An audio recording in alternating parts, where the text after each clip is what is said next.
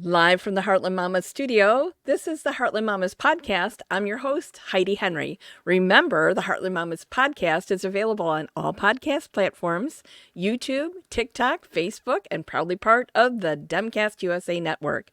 As of today, we have 325 days left to save the USA. So get out there and do your part to make sure that Democrats get elected and we save our country on November 5th, 2024. Today we're going to do more dictionary talk, and we're going to reference Merriam-Webster's dictionary. Every definition I give you is from Merriam-Webster's, considered the gold standard in dictionaries to give you the definition of words, to help you write things, to help you be clear on what you're saying. And it's available either on your bookshelf at home, because you should have a bookshelf, or on your cell phone. You can even pull it up on your tablet or desktop or whatever, and look up words, because words all have different meanings. And today we're talking about the word communism. And anytime you want to outrage somebody, you call them a communist. You're a communist. And it's okay if you know what a communist is, but if you don't know what a communist is, you just bandied about a word that you don't know what it means. So let's talk about what it means, shall we? We're coming right from the dictionary. It's neither a big D Democrat like me or small D democracy like what we have in this country. Communism is a governmental structure. Cuba has this right now. And it is the structure the USSR had, the Union of Soviet Socialist Republic, where they had Mother Russia, remember, and then all the countries that they had conquested and gathered them all together. But when you have a communist structure, a Soviet structure like Putin does in Russia, although he's got more of an oligarchy right now, and we'll talk about that in a minute, it's when all property is communal. So nobody is bigger or better than anyone else. Everybody's the same. It doesn't matter what job you have. We share and share alike. There's no private property. Everything belongs to everyone. So we saw this in Tsarist Russia during the Russian Revolution, when Tsar Nicholas III was shot and killed with his family, and they took all the property from the middle and upper income people and distributed it to everyone. So you used to have these massive houses in Russia, and what they did was they split them up into apartments, and everybody was assigned an apartment in one of these massive structures. We have neighborhoods with massive homes right now. Can you imagine if somebody came in and said, hey, we're going to let 3 people live in your basement, 2 on your main floor, and you guys can have a corner of the upstairs, which is what happened in Russia during the Russian Revolution when communist ideology came in, Marxist and Lenin. Remember, Karl Marx was from Russia.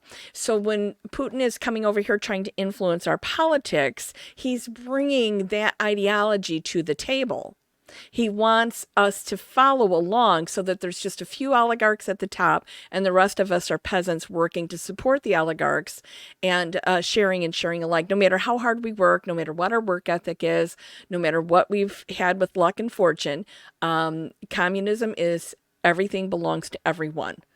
So it's really important to understand that that is not small d democracy, which is what we follow here in the United States. And it's not the ideology of big D Democrats like me, because we believe in private property. We believe in private property rights. And while we argue that our taxing structure should go to take care of the neediest among us, we don't believe that that is by taking away stuff from the middle class to redistribute to the poor. We believe that the upper class should pay their taxes. And some people came here to the United States to do business. Elon Musk, I'm looking at you, because you can't get away with that in South Africa, can you? But you can get away with it here in the United States, especially with Citizens United. It's how our tax structure is made to benefit the wealthy at the top, and all of us, 98, 99% of us, are just kind of float. Even if you're a thousandaire, you're making a good 6-figure salary, you're just kind of in the middle. You're nowhere near Elon Musk. I don't care how they try to convince you that this tax structure benefits you. It does not. It benefits them. You just have more to start with, okay? But you're paying higher taxes than they are. and we have less write-offs now. So the difference, the communism in and of itself, that definition means that you don't believe in the rights of private property for the masses, except for the oligarchs, except for the very wealthy. So that's the definition of communism.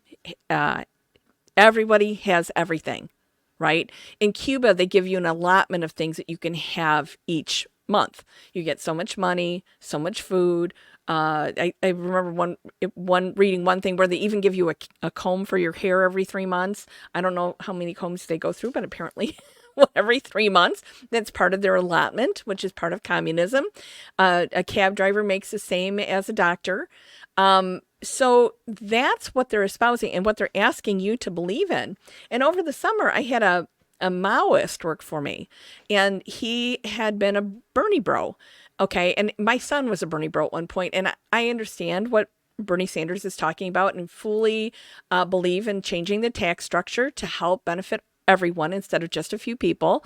But I was never a Bernie bro, right? So this young man had started out as a Bernie bro, but then fell into Maoism.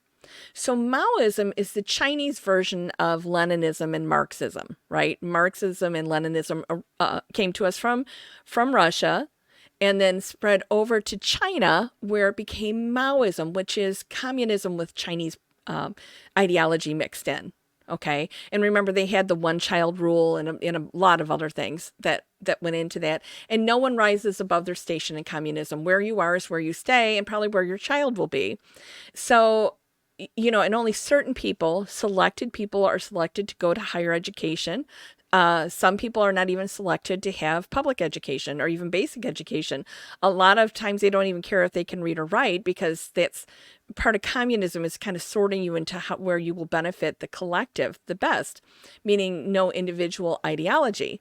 So for people who believe in Maoism and communism, they when they describe it to you, they're describing the QAnon storm, where all debt will be wiped away and everybody will have whatever they need, and it will come from the government dispersed to the people. Well, that's communism. So QAnon is communism. I mean, that's the theory they're espousing.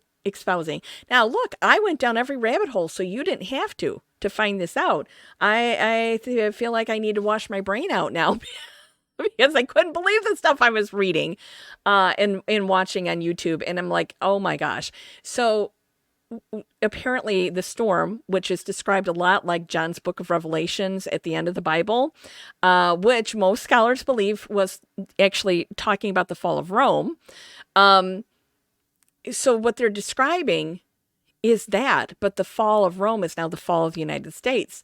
So instead of us having private property, everything's given to everyone. So I would have to divide up my house between 3 other families, and we'd all be crowded in, but everybody would have a house. Now, in some like little corner of my brain, I keep thinking, but we have so many unhoused.